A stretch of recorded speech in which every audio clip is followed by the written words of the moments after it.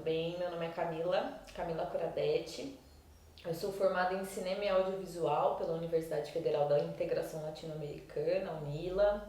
Eu venho desenvolvendo projetos na área cultural desde 2017, que foi o ano que eu entrei efetivamente para o curso de cinema e tive a oportunidade de realizar trabalhos que foram importantes e fundamentais para a minha carreira no audiovisual.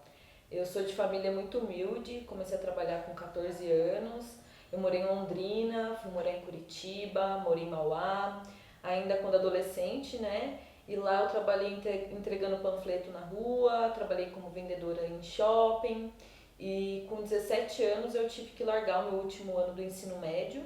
Eu tive uma depressão profunda e também trabalhava das 10 às 10 no shopping, né? Então acabei tendo que abandonar os estudos naquela época. E quando eu tinha 19 anos, os meus pais resolveram voltar a morar em Londrina e eu acabei morando sozinha e ficando em São Paulo, né? Quando eu tinha 24 anos foi quando eu consegui terminar o ensino médio finalmente, por meio do EJA e também pela prova do Enem. E no ano seguinte, junto com meu companheiro de vida, a gente foi para Foz do Iguaçu para estudar cinema e audiovisual, né? Em Foz, o meu curso era período integral, então por isso eu acabei trabalhando em diversas áreas que fossem formais, né? Então a gente acabava vendendo livro na universidade, trabalhava fazendo alguns transportes de frete ou até levando pessoas com o nosso Ninho 96. A gente pintava casas e a gente também trabalhou de garçom num bar de rock da cidade e também algumas pesquisas para a FIP na fronteira da Argentina e também do Paraguai. Bom, foi em meio a essa loucura que era estudar um curso integral, como eu falei, e trabalhar nesses empregos que eu encontrava tempo para conseguir estar dentro do audiovisual para além da graduação, né? No ano de 2018 eu fui convidada para fazer a produção de locação para um longa-metragem de coprodução Brasil e Argentina. O filme tem nomes de atores como Maeve Dickens e César Bordon. Nesse trabalho a gente viajou mais de 12 cidades na província da Argentina, de Misiones, com a diretora do filme, a Carolina Markovics, e o produtor Bruno Alfano. E também viajamos para alguns lugares no Paraguai e também em Foz do Iguaçu. O filme se chama Quando Minha Vida e ele está em processo de finalização agora, né? Ele foi gravado em 2021. E ainda no ano de 2018 eu fui assistente de som direto do documentário Fronteira Mulher, da diretora Franciele Rebelato. Ele foi exibido pelo canal Futura e também foi selecionado na Mostra Audiovisual Universitária Independente da América Latina pela Universidade Federal do Mato Grosso. Já no ano de 2019, eu tive a honra de produzir o curta-metragem La Iuieira. Ele é da diretora Maria Ávalos, né? E ele é uma ficção gravada no interior do Paraguai, na cidade de Valenzuela. Os atores eles são paraguaios e os seus diálogos são todos em Guarani. Essa obra ela ainda integrou como parte da equipe pessoas de diferentes nacionalidades, né, como Colômbia, Argentina, Paraguai, Costa Rica, o Brasil, o Peru e outras nacionalidades também. O curta ele foi exibido pelo Festival Internacional de Curtas do Rio de Janeiro em 2021, além de outras mostras tanto no Brasil quanto no Paraguai. Ainda no ano de 2019, eu fui ministrante de duas atividades dentro da UNILA, que foi o projeto de extensão Seu Rosto Traz Histórias, a história de mulheres que vivem no sistema prisional, e o curso Práticas de Alteridade, Interseccionalidade e Autoconhecimento.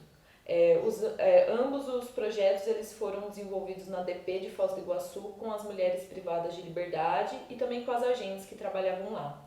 Além disso, no mesmo ano eu fui organizadora do primeiro encontro de arte e poesia em prisões, que aconteceu também na UNILA, e eu trabalhei com a elaboração de uma videoinstalação com a poeta Sueli Crespa. Ambos foram apresentados na UNILA, né? Eu também realizei um vídeo com a Sueli, um vídeo poema, que ele foi exibido na mostra de poema no Londrix Festival em 2020.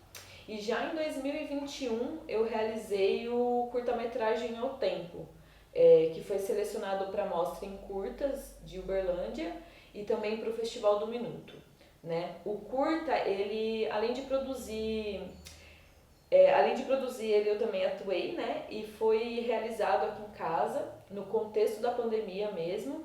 E ele aborda um pouco sobre as questões de temporalidade, tanto na relação que a gente está vivendo desde o começo da pandemia, quanto no que se refere ao que a gente faz com o nosso próprio tempo, né? Já no ano de 2001 eu também tive a oportunidade de trabalhar em dois visualizers, o Rente e o Seu Tô Eu Tô, do músico Alain Spirandelli, que lançou seu álbum solo no ano de 2021. E atualmente eu estou trabalhando como gestora do EP Não Tô de Bobeira, com o músico e historiador Paulo Silva, que é um artista cultural de Mauá e que desde 2016 vive na Tríplice Fronteira, Brasil, Argentina e Foz do Iguaçu. Brasil, Argentina e Paraguai, perdão. No EP a gente vai produzir 5 músicas e vai gravar também seus visualizers, né? O projeto ele foi contemplado pelo Edital de Cultura de Foz do Iguaçu e eu também estou produzindo o documentário Bruxa do Oeste, e que também igualmente foi contemplado pelo Edital de Cultura de Foz do Iguaçu, né? Bom, esses dois últimos projetos, eles são muito importantes para a minha vida e para a memória social de Foz do Iguaçu, né? Porque são dois trabalhos que, para além de fomentar a cultura local, porque grande parte das pessoas que trabalham e que estão envolvidas no projeto são da região, ele também aborda temáticas que trazem a personalidade desses espaços, né? Além disso, todos esses anos eu venho realizando trabalhos como freelancer, em gravações de show, apresentações, como pequenos vídeos publicitários, fotografias em casamento e alguns outros eventos. Bom, por ser de família humilde, meu contato com o audiovisual se deu junto com o meu processo de formação. Quando eu morei em Mauá, eu tenho alguns amigos que trabalham com foto e vídeo, até tive a oportunidade de trabalhar com alguns deles com fotografia, mas ainda assim era um trabalho muito superficial dentro do audiovisual de fato, né? Foi a graduação pública e de qualidade que de fato me proporcionou aprendizados que foram fundamentais assim para minha profissionalização, e não somente para essa parte teórica, né, para a parte das disciplinas e o contato com as pessoas que tive de toda a América Latina, conhecer outro idioma, conhecer possibilidades de novas narrativas, diferentes autores, né, como Patrício Guzmán, que é um diretor chileno, e que antes eu nunca tinha tido acesso a essas obras, né? Então, para além desse conhecimento teórico, a vivência com essas pessoas e os trabalhos nos quais eu desenvolvi e os amigos que eu tive dentro desse processo, eles foram fundamentais e eles me ensinaram muito. Como foi o caso do longa-metragem Quando Minha Vida, como foi o caso de Laiuieira. Quando eu comecei a trabalhar no longa Quando Minha Vida, eu quase não tinha nenhuma experiência na área. Eu nunca tinha tido a oportunidade de ter trabalhado contra produtor e muito menos remunerada, né? Então eu tive muitas inseguranças, foi muito difícil o processo para mim. Porém, quando chegou na parte prática da visita das locações, assim, foi um processo muito rico. A gente conheceu muita gente solícita, os contatos que a gente fez, a viagem, a gente falou muito em espanhol, então a gente conseguiu treinar. A gente aprendeu o processo de busca de uma locação, que também eu nunca tinha tido acesso a essa área no audiovisual. Então, todo esse processo dessa demanda de produção de locação muito me ensinou e foi muito rico para a minha formação mesmo, né? Em Laiuieira também foi um processo riquíssimo dentro da minha área, porque foi uma experiência de conhecer mais uma cidade, já no interior do Paraguai, como foi Valenzuela, tá do lado de tanta gente diferente, de diferentes nacionalidades, compartilhar uma história que me toca, que é a história da narrativa do filme, né? E também de me aproximar da cultura do Paraguai, cuidar sozinha de um set com mais de 20 pessoas. Então foram experiências que foram me proporcionando um aprendizado eterno, assim. Eu sou muito feliz por ter tido essas oportunidades, por ter criado esses vínculos com essas pessoas e por ter feito amizade dentro desse processo criativo, né? Eu também aprendi muito quando eu estava no projeto de extensão Seu Rosto Traz Histórias para Contar, dentro do sistema carcerário de Foz, com as mulheres privadas de liberdade e também com as agentes. Lá, esse processo me proporcionou presenciar uma realidade que estava distante da minha e me proporcionou a enxergar, né, como funciona a história daquelas mulheres, tanto que vivem lá quanto as que trabalham, e a sobrecarga da profissão das agentes. Me trouxe assim outra visão, né, sobre o modo de justiça no Brasil. E através disso eu quis aprofundar meus conhecimentos, tanto na área do cinema, tanto na área documental, quanto na área judicial.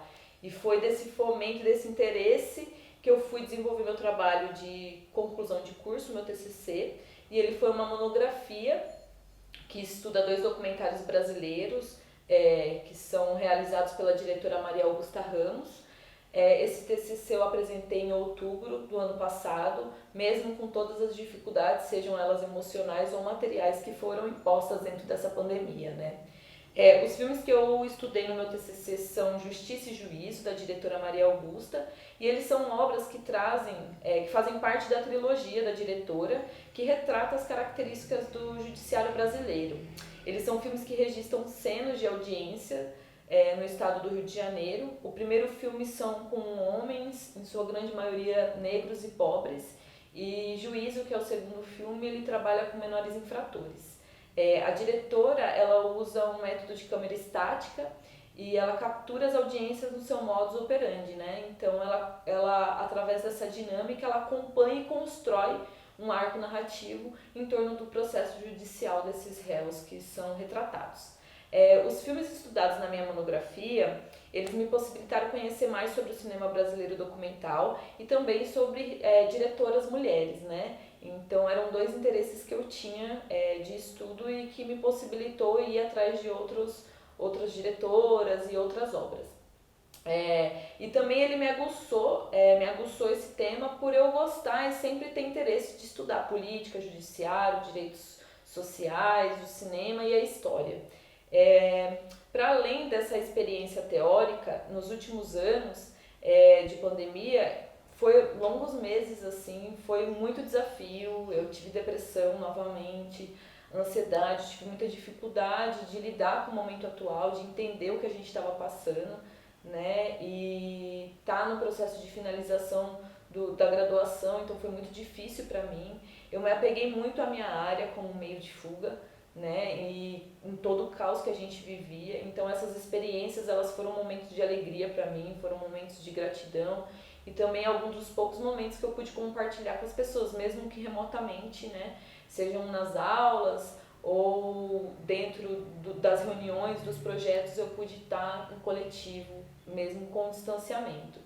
E até a minha formação na área da cultura, ela me proporcionou, mesmo nesse momento de incerteza, de insegurança, um alento, né? Uma forma de fuga, de certo modo, dessa realidade que está sendo tão difícil, né? Então, seja assistir um filme, seja ver uma série, seja desenvolver os projetos nos quais a gente está desenvolvendo.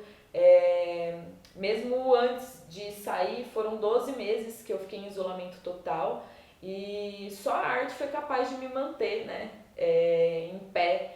Sejam as músicas que eu ouvi, os vídeos que eu assisti, as aulas, né, os textos que eu li para minha conclusão da graduação. Então, de certo modo, a cultura, ela salvou quem não sabia absolutamente nada sobre isolar-se do mundo e de si mesmo, né, como sujeito social e buscando preservar todos nós.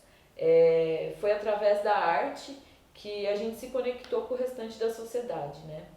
Então, dentro dessas oportunidades que eu tive, eu posso falar e com toda segurança que todas elas foram experiências e que elas me ensinaram muito, né? Porque mesmo no modo positivo ou negativo, como é o caso de machismos ou explorações que eu sofri, todas elas me trouxeram muitas vivências, desafios, conhecimento, amizade. Então foram muitas aprendizagens, né? Seja ela na parte técnica, na parte profissional também. Os exercícios da universidade também foram fundamentais dentro desse processo e me serviram para aprender a manusear uma câmera, a editar um vídeo, a criar um roteiro, a gravar um curto ou até um documentário. Todas essas experiências, elas foram essenciais para que eu pudesse ir aperfeiçoando os meus conhecimentos, né? E ainda eu tenho um longo caminho pela frente e eu espero cada novo projeto aprender um pouquinho mais, porque eu acho que é isso que me fascina na minha profissão. E se hoje eu sei gravar um vídeo, se eu sei tirar fotos, se eu sei editar, se eu sei desenvolver um projeto, se eu sei sobre as etapas de um projeto e as suas especificidades, foi da minha formação pública e de qualidade que proporcionou, né? Foi ter a oportunidade de estudar numa universidade pública, um curso que é extremamente elitista, foi ter a garantia de receber auxílio de R$ 600 até o meu último mês de graduação, que sustentou minha moradia na cidade de Foz do Iguaçu. Então eu, Camila, eu asseguro que dentro dessas possibilidades como mulher de periferia, eu jamais teria acesso ao tão sonhado curso de cinema se não fosse a possibilidade de estudar na UNILA, né? Então eu sou muito grata pela minha formação, pela luta dos meus professores, pelos alunos que resistem, pelos movimentos estudantis, por todos os colegas que lutam por uma universidade pública e de qualidade para todo mundo, né? Eu não tenho dúvida que parte do que eu sonho dentro da minha trajetória profissional, ela perpassa por difundir o conhecimento que eu obtive durante todo esse meu processo de formação, seja ele pessoal ou profissional. Por isso as experiências elas também me foram válidas, né? Porque dentro do audiovisual ou fora, como foi trabalhar de madrugada no Zeppelin, eu tive acesso a outras histórias, a outras vidas. Enquanto eu limpava a mesa, eu ouvia músicas diferentes, conheci outras pessoas, como foi o caso da Regiane, que é a idealizadora do projeto Seu Rosto Traz Histórias, que eu conheci no bar, né? Ela era uma cliente e a gente fez a amizade e assim surgiu o projeto, juntas. Então são mulheres como ela e tantas outras que cruzaram a minha trajetória dentro do cinema e do audiovisual que são inspiração para mim, né? Tanto para minha vida profissional quanto para minha vida pessoal. São mulheres fortes, são mulheres preocupadas com a nossa sociedade, mulheres que usam seus conhecimentos para algo melhor no mundo que a gente vive. E para além dessas mulheres de vida que me servem como inspiração dentro do cinema, mais especificamente no cinema brasileiro, eu tenho mulheres que também me fascinam, né? Através das obras que elas retratam, como é o caso da Maria Augusta, que eu citei agora há pouco, que eu considero uma das melhores documentaristas do Brasil, já que ela produziu filmes que são reconhecidos dentro e fora do país, e são obras que retratam a nossa sociedade, né? De uma maneira crítica, porém que traz o sujeito a refletir sobre o mundo que ele vive. Isso é presente nos filmes de Maria Augusta, por exemplo, no Justiça, no Juízo, em Morro dos Prazeres e no seu filme O Processo. Outras diretoras também me inspiram, né, como é o caso da Petra Costa, da Renata Martins, da Lúcia Murá, da Lívia Pérez, da Juliana Rojas, da Maria Clara Escobar, da Flávia Castro e tantas outras mulheres que produzem ainda cinema no Brasil atual. Para além dessas mulheres talentosíssimas, temos outros diretores que também me inspiram, como é o caso do Gabriel Mascaro, como é o caso de Fernando Meirelles, como é o caso de Kleber Mendonça, de Jorge Furtado e tantos outros nomes do cinema brasileiro, né, que produzem obras que são obras-primas da nossa sociedade. São obras como desses realizadores que me inspiram, que me influenciam, que traduzem parte do cinema que eu busco apresentar e desenvolver dentro do nosso contexto social. Bom, nesses projetos que eu citei anteriormente e que eu tive a oportunidade de participar, nesse momento de pandemia eu tive o privilégio de conhecer artistas e ter propostas incríveis, né? Então eu acho interessante falar um pouco mais sobre elas. Um desses projetos foi foi a chance que eu tive de aprender um pouco mais sobre um nicho que eu sou particularmente apaixonada, que é o musical, com o artista Alain Spirandelli. O Alan ele também participa da banda Samuque a Selva e no ano passado ele estava produzindo seu álbum solo, que contou com a parceria de alguns artistas independentes, né? E aí nessa produção conjunta a gente produziu 2 visualizers, o Rent e o Seu Teutô. O visualizer ele é um novo conceito de videoclipe e que geralmente ele fica em looping ou não, né? E que ele tá bombando no YouTube aí com artistas como Caetano Veloso, a Lineker, o Emicida e tantos outros artistas. Já no documentário Bruxa do Oeste, é uma obra que o seu processo de desenvolvimento vem desde 2019, né? e a gente pretende gravar parte do longa-metragem nesse ano ainda.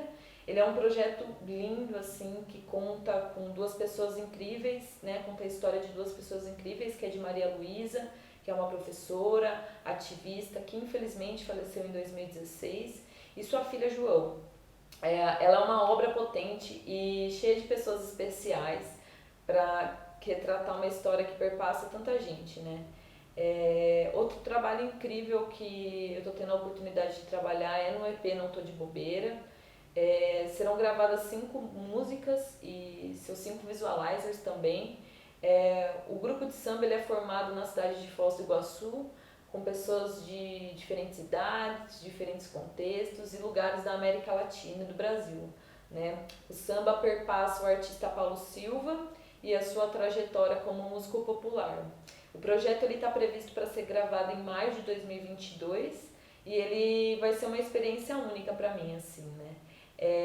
Além de ser proponente e gestora desse projeto, eu também assino a direção dos 5 visualizers, e esses são trabalhos dos quais eu resolvi trabalhar por amor à minha profissão e à minha arte. E também por acreditar no trabalho de pessoas como o de Paulinho Silva, né? E achar que a sua arte é muito importante, tanto para o mundo quanto para a música. Então, para além do EP, o EP e o Bruxa do Oeste, a gente ganhou o edital de Fomento à Cultura de Foz do Iguaçu, que nos possibilitou pagar também parte da produção do projeto e uma ajuda de custo para a equipe que fica tanto tempo em prol de um projeto, né, e viabilizando assim a sua execução. Eles são 2 trabalhos que são instrumentos de construção da memória, já que são pessoas que são protagonistas. As pessoas que são protagonistas, elas recebem um respeito enorme por suas trajetórias de luta na região de Foz do Iguaçu, e como é o caso de Maria Luísa no Bruxa, né, e do Paulinho de Seu Jairo no EP, por exemplo. Tanto a história retratada no documentário quanto a traduzida no samba, elas compõem uma dimensão popular das vivências construídas na região nesses últimos anos, e elas certamente vão resultar em trabalhos muito bonitos e sensíveis que tocam muita gente desse oeste paranaense. Bom, voltando à pandemia, nesses tempos eu infelizmente fiquei sem trabalho formal e fiquei dependendo apenas de trabalhos informais como freelancer, em eventos pontuais, e infelizmente o isolamento social, com tudo paralisado, vivendo na cidade de Foz do Iguaçu, as minhas possibilidades dentro da área elas acabaram um pouco mais restritas, né? Por não estar no grande eixo de produção, como é o caso de Rio São Paulo. Então, por isso a gente segue construindo a nossa arte independente, pois é através dela que a gente garante a nossa experiência e a nossa inserção no mercado de trabalho, né? Então, a área do audiovisual ela é um espaço ainda restrito e ela fica muito à mercê da famosa indicação, né? Então, as qualidades profissionais elas acabam ficando em segundo plano às vezes, né? Então, nós que somos de periferia, a gente busca um espaço no mercado de trabalho e além de conhecer novas pessoas, desenvolver nossos projetos, a gente tem que conseguir se manter dentro da nossa profissão, realizando projetos que são nossa cara e que também dão a nossa voz, né? Então, quando finalmente todos estiverem vacinados e a pandemia estiver controlada, mesmo com tantos momentos de incerteza, e eu ainda sonho que esse momento vai chegar, eu espero que haja uma retomada da nossa cultura, que o cinema, que a arte, que o teatro, que o audiovisual, que a música seja realizado e representado cada vez mais pelos nossos brasileiros e que a gente possa expressar nossas artes através da cultura, né? E eu espero que novos incentivos como esse possam possibilitar que a gente conheça novos artistas dos quais a gente se identifica e que assim a gente consiga viabilizar cada vez mais a comunicação entre esses artistas, né? E eu espero novas oportunidades no ramo audiovisual para que eu consiga pagar minhas contas, para que eu consiga não ter que me preocupar com hoje e assim consiga fornecer, né, através da minha arte, o conhecimento e o acesso para outras pessoas também, né? Então, eu espero produzir conteúdos que eu acredito que representem também quem eu sou e o mundo no qual eu idealizo para nós brasileiros, né? Então é isso. Muito obrigada.